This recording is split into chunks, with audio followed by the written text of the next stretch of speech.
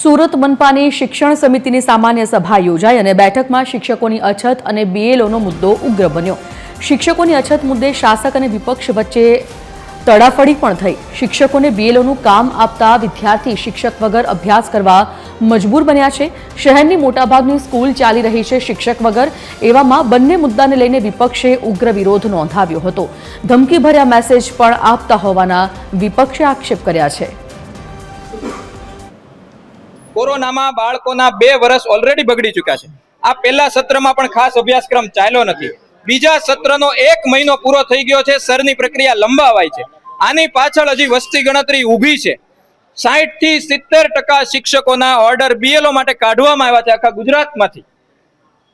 અત્યારે સમિતિમાં 1292 શિક્ષકોની અછત છે। ઘણી શાળાઓમાં 100% શિક્ષકોના ઓર્ડર બીએલઓ માટે કાઢવામાં આવ્યા છે।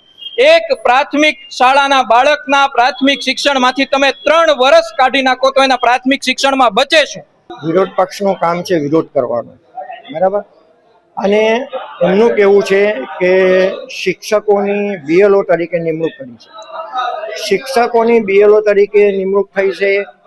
રાજ્ય સરકારના કર્મચારીઓની બીએલઓ તરીકે નિમણૂક થઈ છે। મહાનગરપાલિકાના કર્મચારીઓને બીએલઓ તરીકે નિમણૂક થઈ છે। આ નિમણૂક શાસનાધિક દ્વારા કે શિક્ષણ સમિતિ દ્વારા આપવામાં આવી નથી, પરંતુ ચૂંટણી પંચ દ્વારા આ શિક્ષકો અને કર્મચારીઓની નિમણૂક કરવામાં આવી છે।